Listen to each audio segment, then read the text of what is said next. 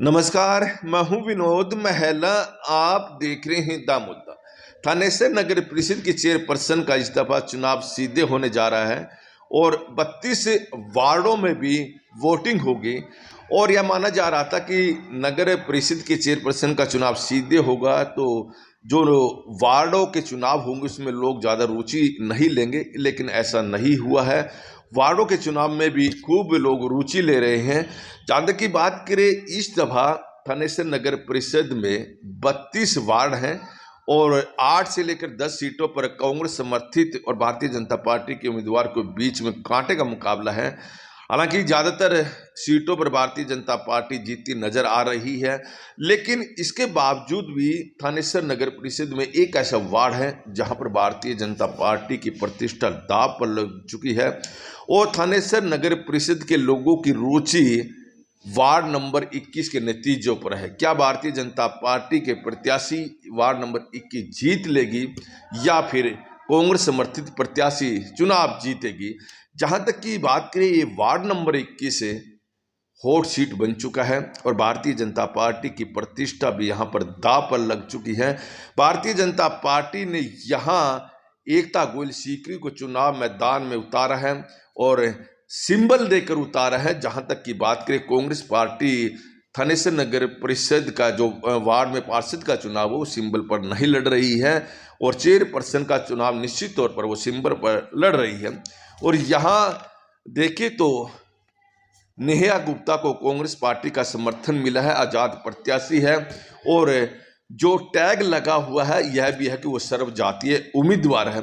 ऐसे में नेहा गुप्ता एक पढ़ी लिखी प्रत्याशी है और जिस तरह से उन्होंने कैंपेन चलाया है तो निश्चित तौर पर यहाँ भारतीय जनता पार्टी को पसीना आ चुका है और भारतीय जनता पार्टी भी अच्छी तरह से समझ चुकी है कि वार्ड नंबर 21 का नतीजा कुछ भी हो सकता है।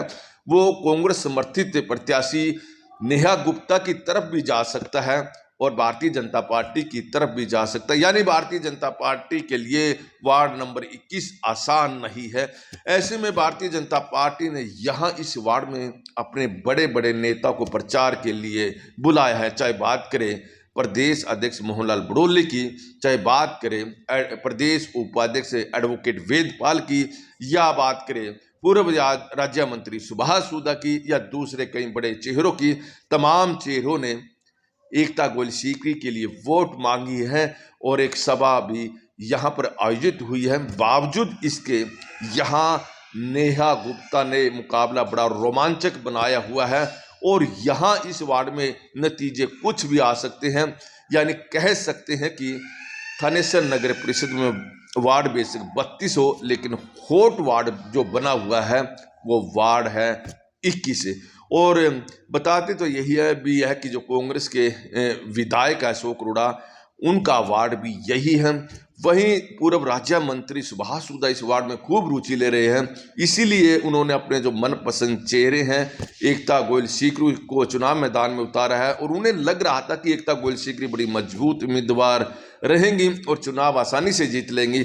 लेकिन जिस तरह से नेहा गुप्ता ने चुनाव प्रचार किया है और कहा कि देखिए वो पढ़ी लिखी महिला है और उन्होंने वार्ड के लोगों से संपर्क किया और बहुत सारे वादे भी किए कि अगर वो पार्षद बनती हैं तो इन वादों को निभाएंगी। चाहे बात करें हम महिलाओं की सुरक्षा की या बात करें हम थानेसर नगर परिषद के वार्ड नंबर 21 में पानी अच्छा लाने की या फिर दूसरे विकास कार्य की, बहुत सारे वादे उन्होंने किए हैं महिलाओं को लेकर भी।